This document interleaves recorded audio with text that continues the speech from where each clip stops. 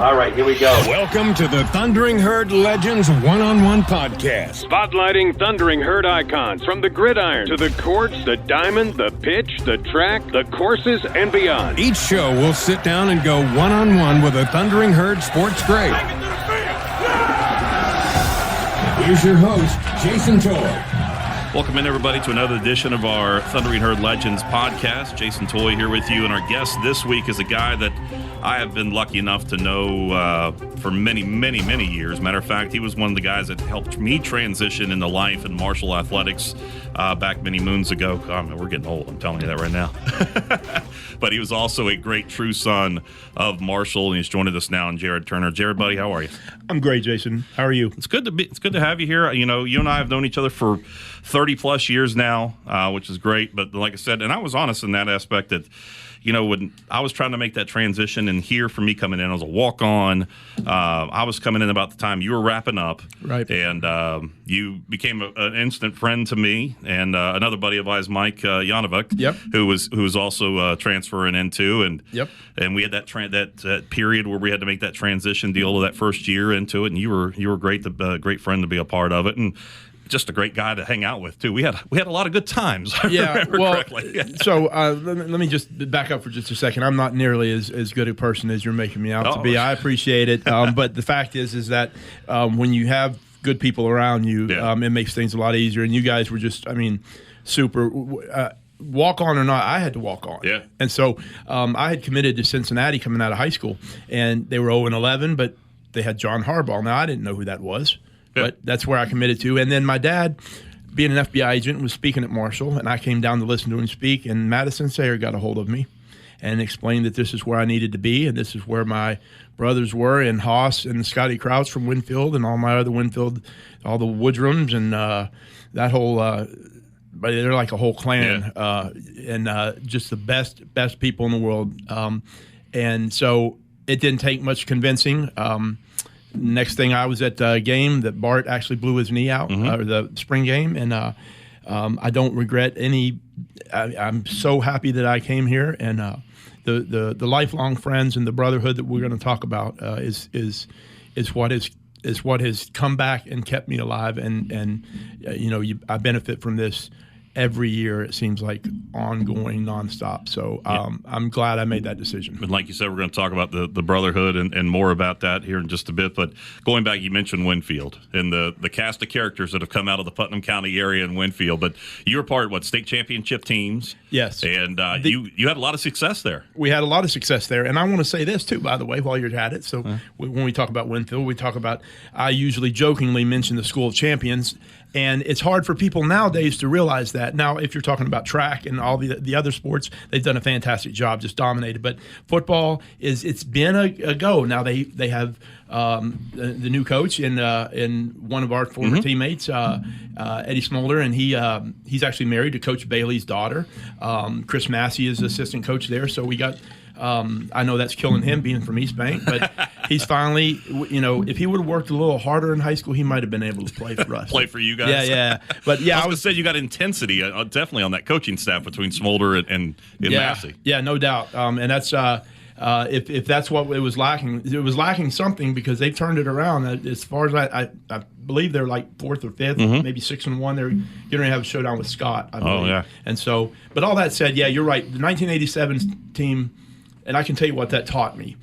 I was part of the. I played in '87, '88, and we actually. And if you go back to '86, we won it in '85, '87. We lost it in '88 in 4 overtimes to Bridgeport at WVU, and that entire experience taught me that the importance of being part of something bigger than yourself. I was just a cog. We had, in '87. We never, ever had a struggle game. From the kickoff against Ripley, whether AAA, AA, it didn't matter. We dominated, and it's because we had a lot of talent. We had, Brent Wells went to Florida State. John Brown went to WVU. We had guys we had 4 or 5 of us that had come here initially, and guys that went other places. But we only had like 22, 23 healthy people on the team, and we were 13-0 state champions. Wow. And that's Chuck Landon and I talk about that. About the the dominance of that era, but of that particular season. So I was very honored and very privileged to be a part of that. A lot of good friends came out of that. Some which I just took down to the Marshall game last week, it was. I love my experience. Now, anyone who knows me knows that I can be obnoxious at times when it comes to Winfield and Hurricane especially. So, but all that said, I think the Woodrums could be like that too, right? Yeah. Woody, they do it in a more unique way. But remind me before we're done. I want to tell you a funny story about the Woodrums. Well, while we're talking about Winfield, let's talk about the Woodrums. Okay. What do you got? Now, folks tuning in, we're talking about Woody. You got Bill. You got Jim. Bob, who passed away not too long ago as well too. So I mean, you got the brothers, the whole clan there. And so at Winfield, the fortunate thing was Mama Woodrum was like you remember in Little League when we used to have team moms. Mm-hmm. Okay, so Mama Woodrum was a team mom to everybody at Winfield, every sport. It didn't matter, and just really the matriarch of that crew. So her and my mom were friends, and when I came here, she told my mom to tell me. She said, "Tell Jared to go into the equipment room and introduce himself to my boys." Okay, so mom tells me that, and I'm taking that more as you need to do this. Yeah. Okay, so I go in there, and I didn't think about it until I thought. We were wearing those old black Newmans and either black or white. Maybe we had some green ones at times. Mm-hmm. I went in there to get a second pair because, hey, if Derek Greer had 5 pair, then why can't I? I'm a true freshman. Yeah. I went in there and I walked back there and I said, "Hey guys, my name is Jared Turner. I'm from Winfield." And Woody leans back in his seat and he says, "Settle down, superstar. We know who you are." And I got so embarrassed and so mad and then so frustrated, I turned around and walked out, and I went the rest of practice, seasoned everything without a pair of gloves on. Steve Largent style. This is 88? This was 89. 89, yeah. okay, yeah. And then 90. 90 year? Yeah, this was 90. 90, yeah. So, but the Woodrums, super. Rob Cunningham, Scotty Crouch, everybody that came out of Winfield was, I mean, they were, and it goes all the way back to Mike Barber, who, if I can say, growing up watching those guys, I wasn't here when the tragedy happened in 1970.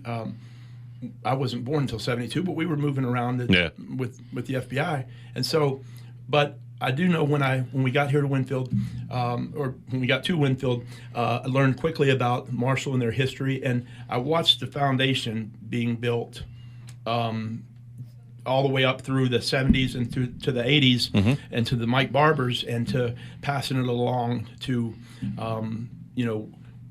that's one of the reasons why we had such quick success with Coach Donnan.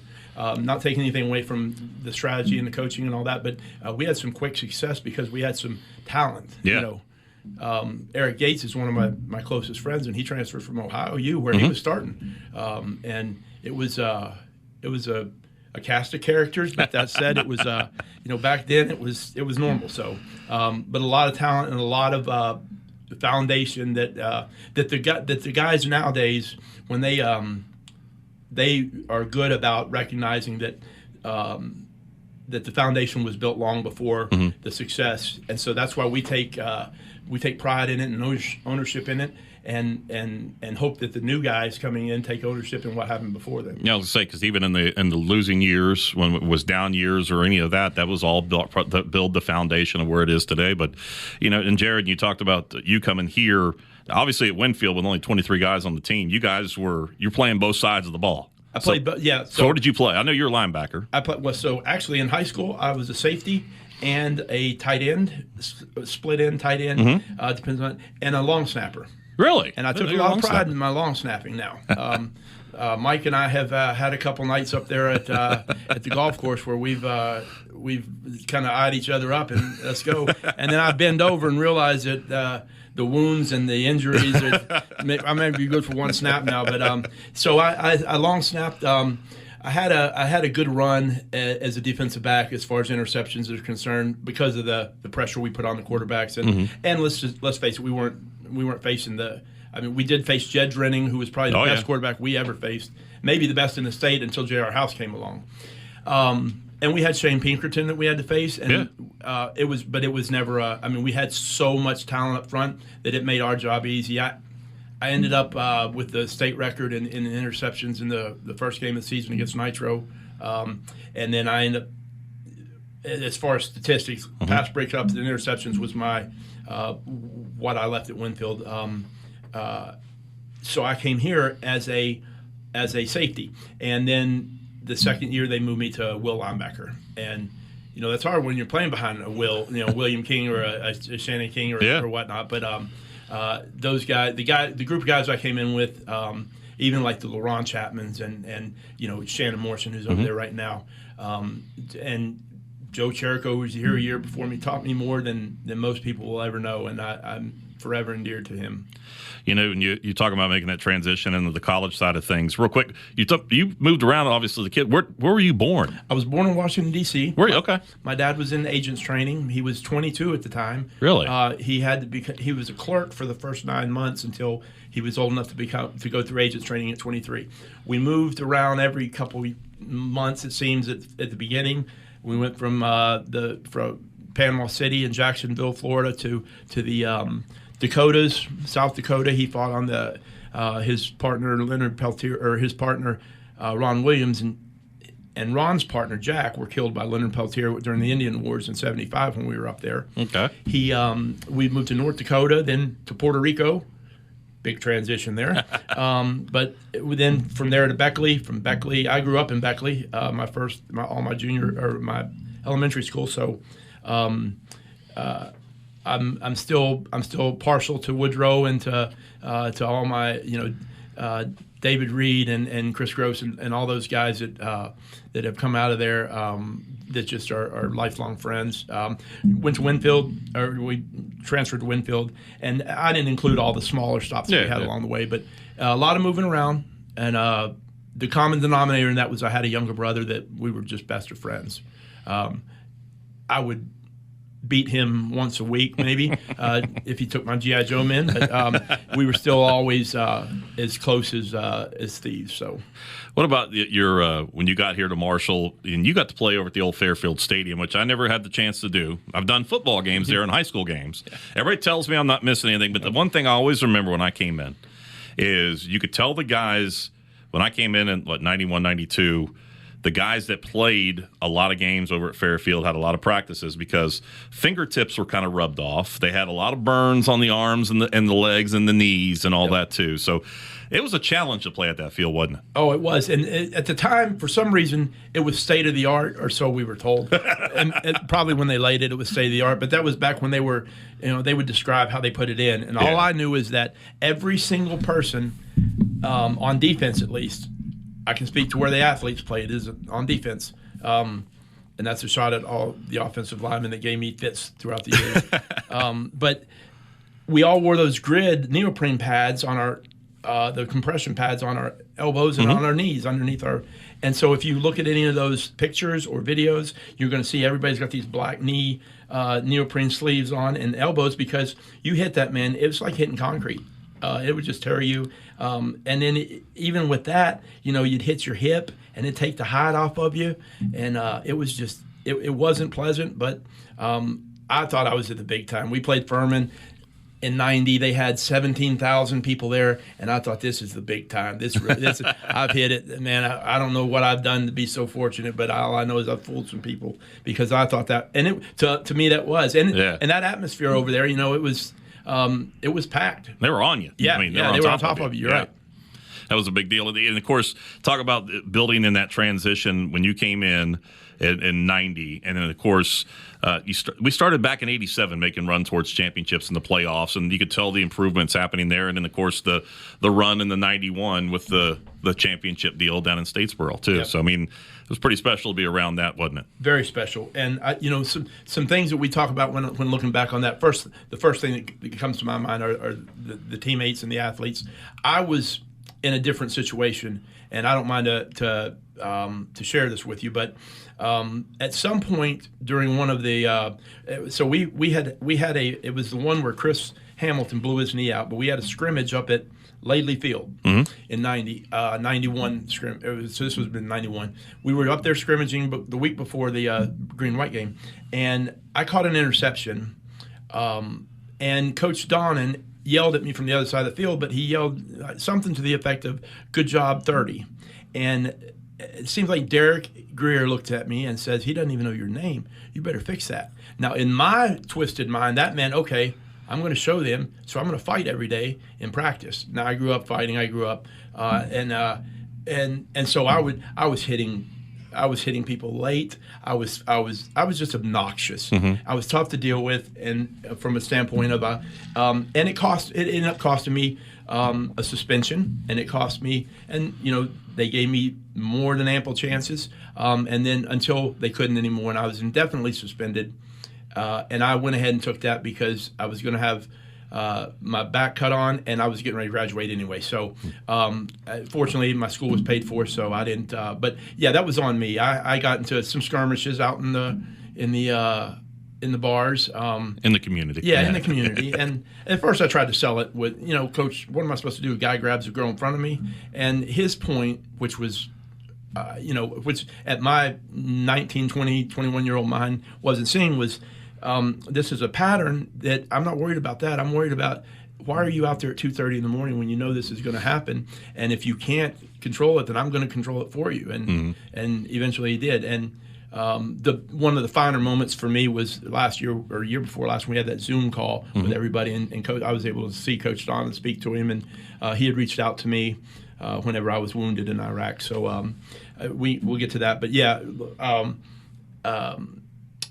at this point, Jason, I don't even remember what the original question was. And we're, and you're talking about with the coaching staff and all the issues that you were having. And, but one of the things about it, though, it allowed you, obviously, in the time that you were here and playing for Marshall, and this is where we can transition a little bit over to the brotherhood side of things here and talk about the life-changing thing that happened to you here a little bit later on. But it was the chance for you building that friendships, those families, those brothers, those sisters that we all had lucky enough to be a part of out there. And even the coaches. You're talking about Coach Donnan.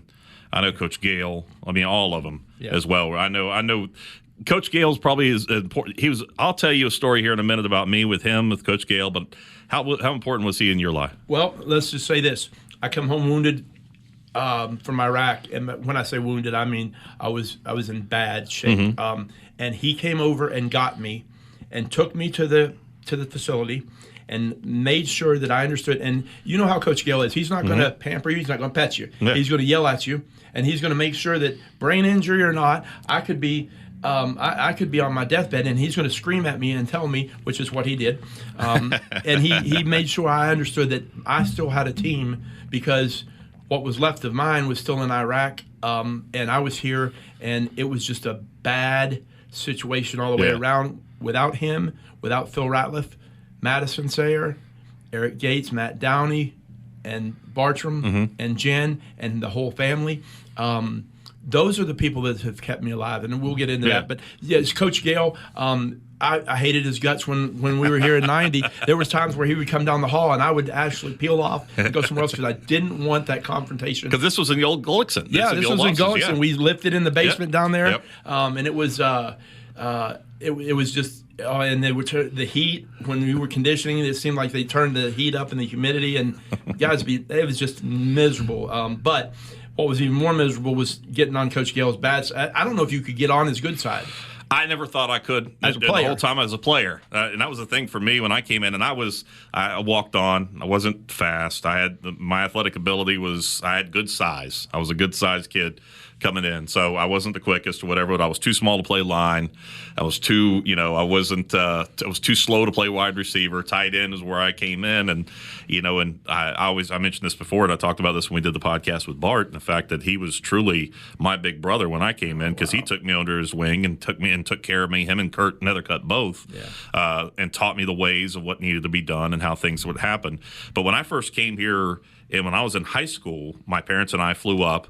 I didn't have the formal visit deal. I just called ahead. Hey, I would love to come by and see you, and with the possibility of maybe being able to walk on. And came up, walked into Gullickson, and that's when I met Coach Gale for the first time. And it was great, happy, and everything. And then you go out for practice, totally different. But no, and that was and I credit this, and I've told him this aside too, and I'll say it to the highest hills, that if it wasn't for him and the way that he was a coach to me, and as when you look at it as a coach, I always think coaches are mentors. But what he wasn't the way he was to me is what made me into what I am today. And that's the thing about it. He toughened me up when I needed to be toughened up. Now, did I go on and have a Hall of Fame career? Heck no. Man, I always joke around. Folks ask me where I played. I said, you see that corner of the bench? That's where that was my position. But it was he made me into what I am today. So now what's great, fast forward 30 years, and I've been lucky enough to still be around the program and still doing some things. And my career is with NASCAR and some other things as well too. And we talk all the time now. And he wants to talk NASCAR. I mean, that's the thing against me. He wants to talk NASCAR. And you know what? I will talk anything that man wants to for as long as he wants to, because that's how important he was to me. And I know he's that important to you. Yeah, and the fortunate thing is that when there was a while I was still wounded, they did a newspaper article on me, and they interviewed Coach Gale and Phil, and both of them were just incredible as far as making me feel like I still had a purpose and a team, and that I was going to, and the things that they did and said. Now, they didn't, they're not going to do it in a way that's going to pamper you, but they're going to do it in a way that makes you know that you're loved. And Coach Gale, I mean, I'll never be able to repay him for the things he did for me. We joke about how hard he was, and look, it's football. You're dealing with 19, 20, 21-year-old type A achievers, and you're wanting, so you've got to have that nasty as a coach. You got to be able to get on that level. And he coached the Boz. Oh yeah. And even Garth Brooks at one time. Oh wow, that's okay. Have him tell you the Garth Brooks story one time. Well, I asked him about the Boz, and I asked him about, and I made the mistake of asking him about Barry Switzer, and I didn't realize that how endeared he still is to Barry Switzer for what he did for him. And I made the mistake of saying something negative about Coach Switzer. Not so much negative, but I was more fascinated in the fact that. I can remember watching him when I was in high school, watching the Miami, Oklahoma games, and so the interesting thing about Coach Gale is, if you think about it, he's been here as long as he has, and he deservingly But when he and I talk, he talks about the funerals of the guys that he's gone to, of all of the players that we've lost that he's attended. He attended my brother's funeral. Wow. He's just, and that people don't talk about that side of Coach Gale, and if you do, he gets uncomfortable with it. He doesn't want, but I know what he's done for other players and me, and I know that every single player, when they receive an award, whether it's Randy Moss in the Hall of Fame or whether it's just an award from the community, every one of them thank Coach Gale for what he has done for them. Yeah. And so I'm like you. I heard your talking about him with Bart, and and that's tough. He made it tough to love you at times. Yeah. But it toughened you up. Yeah, that's the yeah. thing. Oh yeah, absolutely. And, you talked about Switzer. It had to have been 5 years ago. 5 years ago or so, I was at a radio conference, and he was one of the guest speakers. So I went up and introduced myself to him afterwards, said, hey, Coach, fan admiration, because the game we played, you have your heroes that are up there and the legends that are up there, but also too the tie that he had with Oklahoma to Marshall with Coach John and Coach Gale. Yep. As soon as I mentioned that, and I said, Coach, you have a common deal. I played for Coach Don and at Marshall. First thing he said was Mark Gale. Wow, and that was what was awesome. That's special. Yeah. The last time I saw him, it was ESPN did that special with Oklahoma, the reunion, and the most impressive thing to me was seeing Brian Bosworth and how contrite and how much he's grown and how much. It stuck out to me when he was talking to his son, which is what I always try to take away from things, and how I remember that now. And his son wanted to wear something. He was like, "Why would you want to do this? Look what it did to me, and Yep. and it's just, and so it's amazing that as we get older, we get more, we get wiser, and this is the wisdom that comes with. But they say 90% of the knowledge is just knowing where to find it. Yep. And so sometimes I may not know, but being able to facilitate or find something for my son is and in that case it was the ESPN show, and I saw Coach Switzer, and I saw how they apparently. Tony Casillas is the only one that still has issues with Brian, and I'm not sure if it's just, but when he kind of comes out and says he wrecked the program and embarrassed it, and he's sorry, and it's just that's something special. Let's make the transition a little bit here for post life. You're getting ready to graduated here, and of course, law enforcement in your family. Obviously, your dad in the FBI. You kind of stayed in that. You went to the police force, right? Knoxville, Tennessee. How long were you down there? I was down there for 10 years. So what happened was it was 96, and it was like a lot of guys. It was. Prior to that, I was law school, and I started applying to police departments just in case. And I really didn't want to go to law school, only because I didn't want to go to WVU. And so that's my hatred for that school up there. But with that in mind, I started applying to police departments. Dad had worked undercover in Knoxville, and he had worked with several of the police, of the supervisors, administrators, tactical teams, and he had recommended it. I went down there, had what I thought was a great career. I started to get a little jaded. Every time Homeland Security would change the color code, I'd find myself guarding a parking lot somewhere, and I just knew that with my tactical background and the rescue squad and all my skydiving and rock climbing, and that there was something more. And I would go home then and see, after 2001, is actually 2003, I would see the Marines taking Saddam's palace, and that's when I sat down with Crystal and said, listen, we're getting ready to have a child, but if I'm going to do this, I'm going to do this now. And that's when I transitioned over. And from there, I went to Iraq, and I spent probably almost 3.5 years in Iraq. Were you with a private company, or were you with the military? So when I went over there, I was attached to the Army, okay, as a contractor. Okay. So I went over there as a law enforcement professional. Okay. Now, there's a lot of money in that, but a lot of risk too. Yeah, a lot of risk. And I wasn't. Most of the guys would be on a FOB, on a forward operating base somewhere, where they would be advising a landowner or a colonel, a general, something like that. I was attached to a unit that would go out, and it was a ODA unit, Special Forces unit, and we worked with the task force at the time. And we would go out, and they would designate with finding high-value targets. Now, my role in the beginning was I was a liaison, because we had to take the Iraqi SWAT out, and so they would take them, but they're ODA, the U.S. coalition forces is what we were doing. As coalition was still operating as a military, and they're trying to train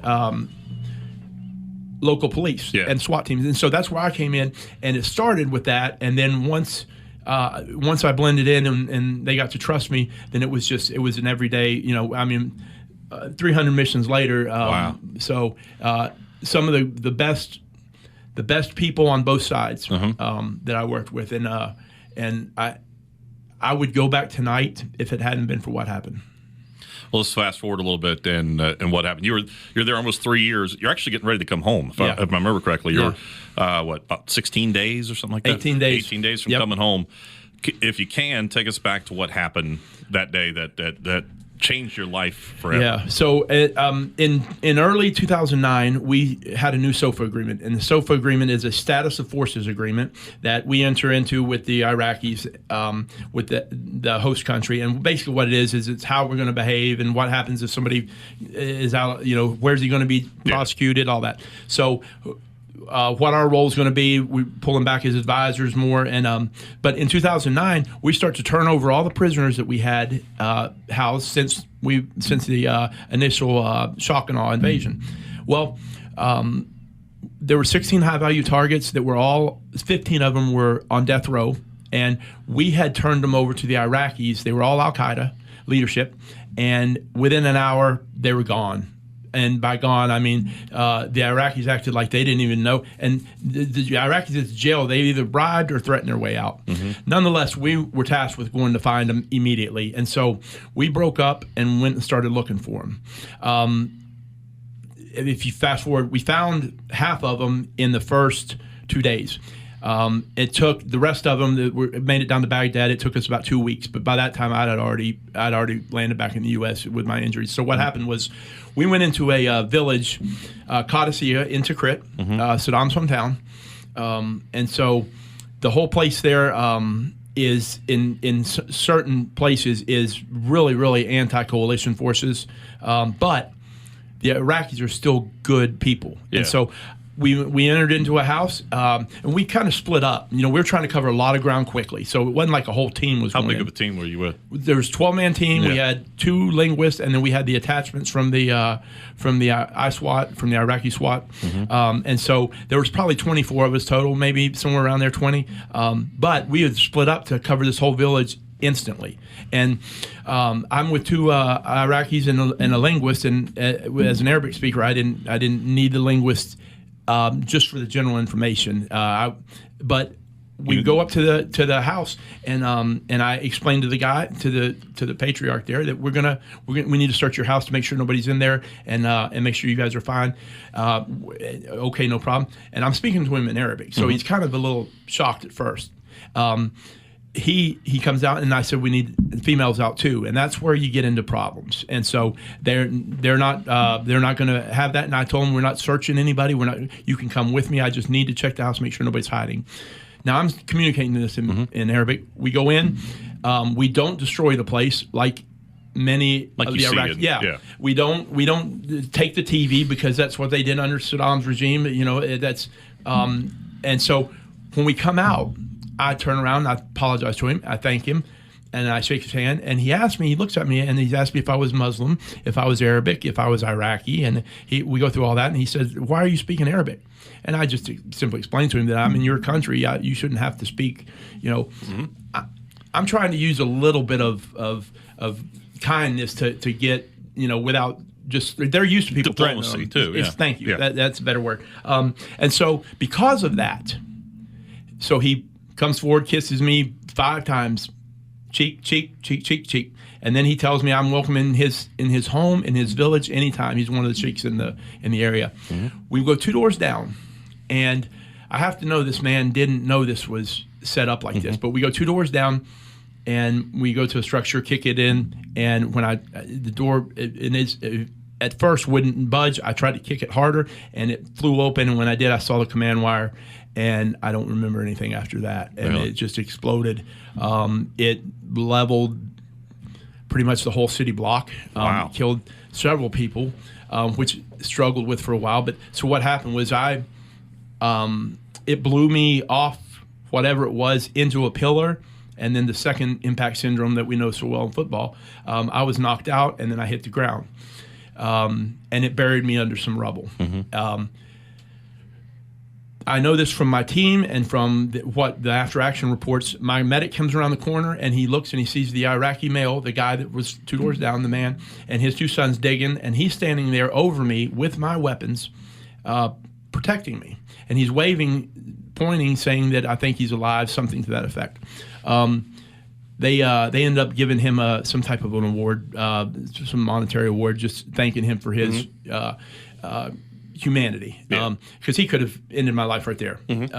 So he's protecting me. They somehow or another stabilized me and revived me as I flatlined a few times. I woke up a couple days later in ICU with tubes and everything in me.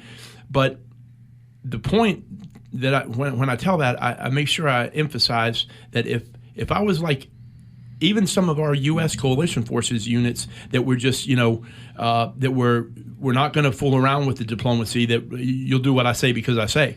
We're here, we're the ones, we're the Americans, and that doesn't, if I had done that to him, if I had been disrespectful, there's no way he would have come. And I had no idea that was going to go on. Yeah.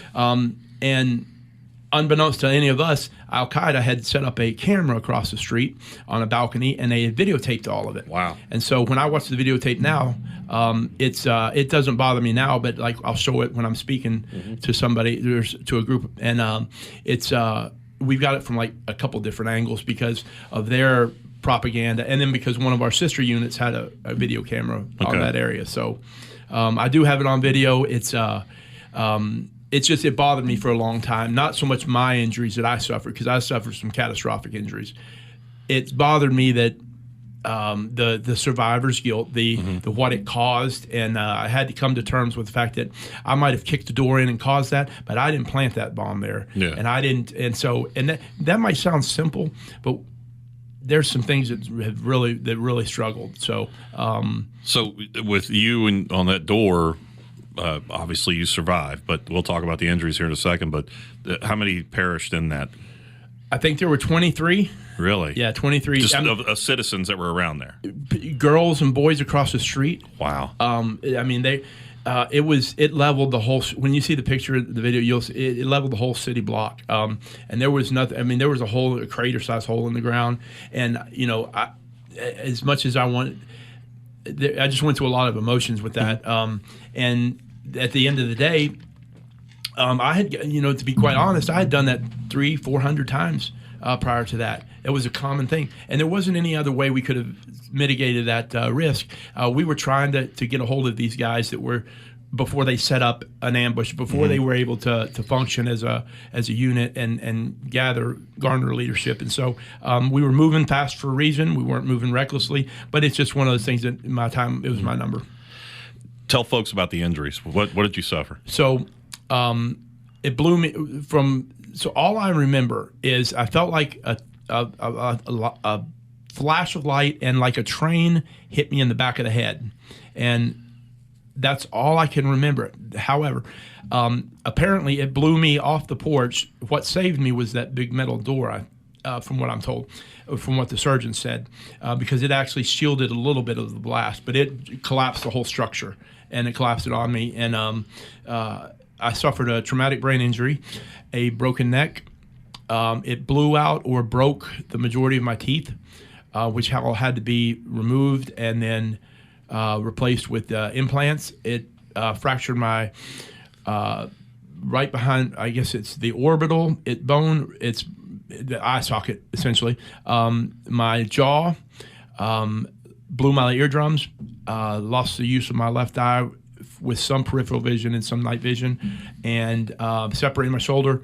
And the long-term effect of that, outside of some of the is the seizures that I had for a long time. Now I haven't had a seizure in several months, but there for a while I was having one every like 3 weeks, and it was sometimes they were small ones, but every 3 or 4 months I'd have a full-blown grand mal seizure, and I had never had seizures before, but it was the head injury, and so it's been 12 years of recovery, and the vestibular therapy and the cognitive therapy and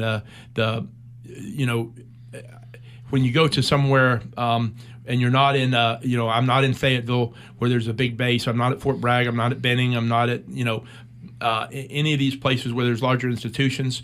I did go to NICO, the National Intrepid Center of Excellence, which deals specifically with not only head injuries, but how the therapeutical ways to deal with them. And everybody that has gone there in D.C. has sworn by it. But that's pretty much the gist of it. I mean, other things that are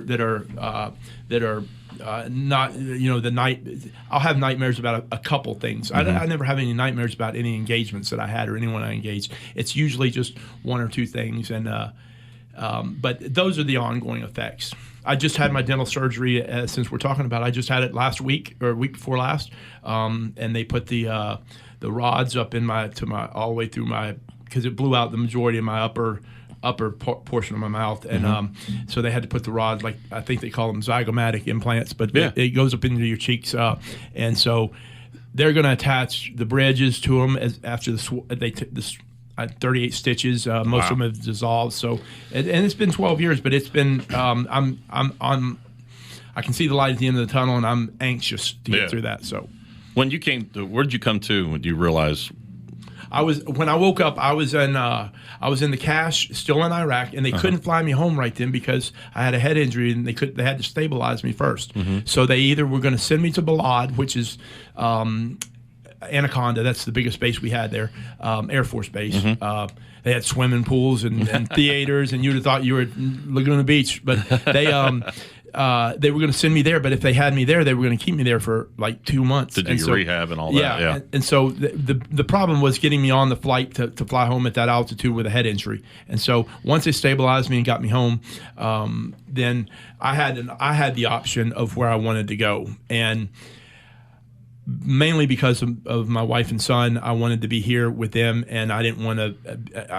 At that point, if I ever needed somebody, it was at that point, and so I did. So I struggled to get health care here, as far as we've got great. Marshall University and the Joan C. Edwards Cancer Center, everything about that is, but it's just not, it's not somewhere where they're used to having head injuries come in on a regular basis. Especially probably where you were. Gunshot wounds, blast wounds. Some of the guys that we had in Iraq, had we been there earlier or had it happened a year or two before, they would have just amputated the arm. But they got so good at what they were doing, those surgeons, and they were so skilled. It's like if you're going to be a good surgeon, you go into where you're going to have a better shot in Chicago dealing with gunshot wounds every day than you are. And so this was the same way with blast injuries in Iraq. Did you have to go through surgeries? Yeah, I had. So I've had 5 surgeries so far. Wow. Okay. And the one thing I haven't had to have is my neck fused, which that's what I was staying away from. And I would, but the biggest problem when I got home was the pain. And Jason, I got to the point where I really considered sticking a fork in my eye because I thought that would relieve the pressure. That's how bad the piercing pain was. And I didn't want to go down the road where now all of a sudden I'm in this boat of being a full-blown addict and because of the pain medicine. But I had to. So fortunately, I had a family that they weaned me off of it quickly. And I suffered a little bit, but it was worth it in the long run. When you go back and look at that, you say you looked at the video and stuff like that. Now, what do you think kept you alive that day? You think it was something up above? I do. And I've listened to Jason Starkey's testimony several times. You can't be around Mike Bartram for more than a minute without understanding about his faith and mine's not so much that because I don't talk about it, but it had to have been a higher power because for some reason that I fought for a long time, they saw fit to keep me alive or to save me. And I mean, some of those people were decapitated. Yeah. And so it had to have been a higher power. It had to have been God. It had to have been not my time. And I truly believe that. I can, I can struggle with things and still believe that that was. I mean, there was nothing short of a miracle. Mm-hmm. So, it is. I mean, plain and simple, it is a miracle indeed. But I think with everything from that, it has opened up things for you to be able to talk to young people, to talk to other people about your story and about perseverance and battling through and all that. I'm glad you mentioned that because that's what the only thing that makes me feel as good as I did when I was in Iraq. And I knew the day I got into Iraq that I was put on this earth to be there. I knew it was the right decision. Once I accepted the fact that I was going to get killed, this was in 2007 when we're losing 155 troops a month, soldiers a month. IEDs are just it's the height of the surge and of the deaths in Iraq. And I knew once I accepted that, once I wrote a letter to my wife and son, I was good. And I come home wounded and in the shape that I'm in, but I look back on it as a blessing because it's given me a chance to talk to so many people and do the one thing that I'm more passionate about than anything, and that's help people that are going through extreme adversity. We lost 27 teammates over a 3.5 year period in Iraq, only to come home and have a brother that's dying of cancer, my best friend, having our teammates, Chris Deaton and Phil and Michael Payton and JD, and we can go on. And it's just, And at some point, it adds up. And I compartmentalized everything. Up until last year, I wrote my brother an email every month, just checking on him. And he's been gone 10 years. But what it's done is it's allowed me to do what I used to do well with leadership and with dealing with a lot of guys that are struggling, whether they're vets or whether they're any PTSD, anything that could lead down that dark road to suicide. And that's where my jam comes in, and that's where I function. And if I have to drive to Indianapolis tonight to talk a teammate down, then I'll do that. Now, we're not going to go up there and drink and party like he thinks we're going to do, but he's not going to jump off that bridge as long as they give me a chance. So, dealing with firearms and suicide, dealing with talking to, one of my greatest honors, Jay, was being able to talk to the Marshall University football team this past summer. And it's no different than what Starkey mentioned to you.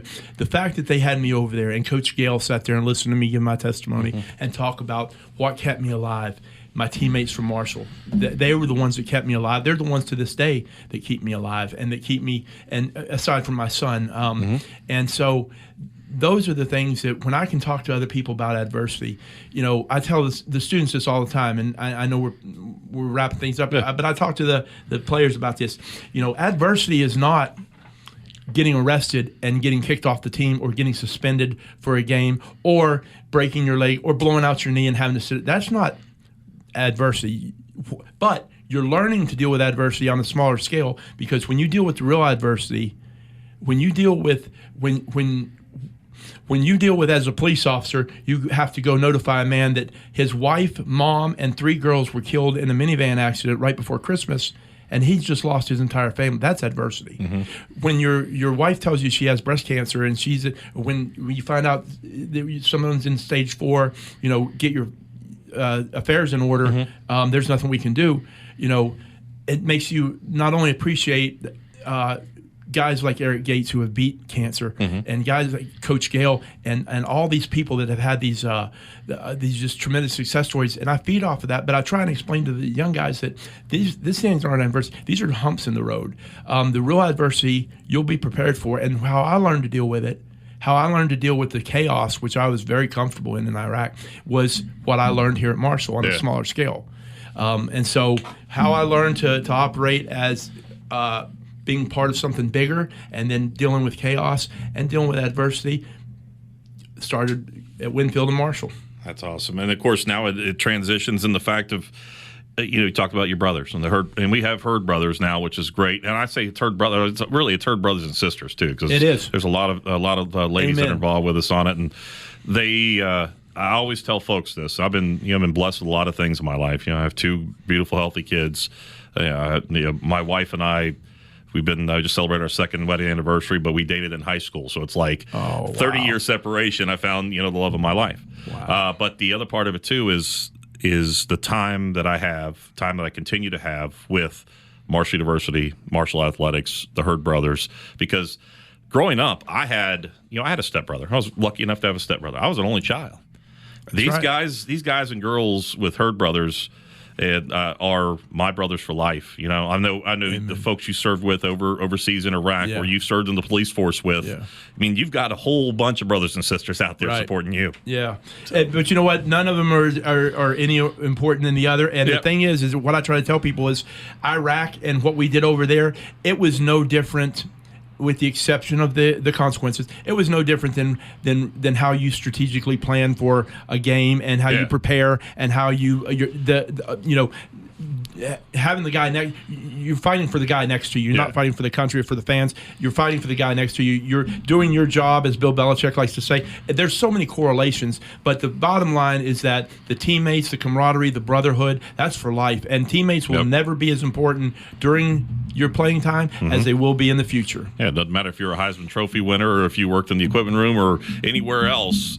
That all togetherness there, and we'll have that forever. And I'm glad it's brought you and I together back early on. Continues to keep us together too. And I continue to pray for you, brother, because I know that it's been a battle and it continues to be a battle. And you got us here. And I know I've got you, which is awesome too. So, which is the great thing. And before I wrap it up, though, I want you to talk about your son, Braden. How important is this man in your life? And he's a man now. That's the thing about it. He truly is a big man. Yeah, he's so Braden is when I came home, I had been gone for a long time, and it was very difficult on Crystal, and we ended up splitting up, and we're still friends. We still co-parent, but it's been hard on Braden. He watched my little brother go through cancer and die from cancer. In his mind, at 7 years old, he thought that was seizures. So when he sees his dad go through that, it's been very difficult for him. But that said, he's stronger than I could ever think about being. And he's the things he's gone through and the things he's going to do. And he's just, like I said, he reminds me every day that at 6'3", 275, and he could squash me if he wanted to. And the fact of the matter is, I'm sure he could. But I'm so proud of him, and I'm so proud of his drive and the fact that he's such a good person is that's the best feeling as a father, when you know your kids are good people because of things you've instilled in them. 6'3", 275. What's that food bill like with you and Crystal? Is that pretty good? Yeah. But here's the thing. Granddad fits a lot of that bill, too. The FBI has a good retirement plan, and Brady needs a lot of it. So, hey, Jared, we appreciate you, brother. Thanks for taking time and telling folks your story. And I know if folks want to reach out to you, how can they do that? So I'm on Facebook, Jared Turner. I'm on my email is Jared, and that's JARED_Hitman at yahoo.com. Anybody at Marshall knows how to get a hold of me. And I talk to people every day from different walks of life that are dealing with things like this. And I don't mind being woke up at 3 a.m. to help somebody if it's going to truly, that gives me that purpose again. And aside from what I do with Marshall and the Hurd brothers and all that, then I'm glad to do that and to pursue that now as I'm able to. And listen, Jason, I can't tell you how proud I am and what an honor it is to be here. Thank you so much. You have no idea what this meant to me, and you have More no to idea. Me, brother. More to me. We go back, and I love you, and I'm proud of you. Love you too, brother. I appreciate you as always, folks. Thanks for tuning in to another edition of our Thundering Herd Legends series, folks. We got more coming your way. Just keep tuning, keep subscribing, keep sharing too, and go Herd, everybody. You've been listening to the Thundering Herd Legends One-on-One Podcast. Thank you for checking us out, and don't forget to subscribe to this podcast. If you want to contact us, you can email us anytime, studio@bigbuck1015.com, or find us online at bigbuck1015.com. The Big Buck Thundering Herd Legends One-on-One Podcast has been a production of Kindred Digital, Toy Production Services, and your home for the legends, Big Buck Country 1015.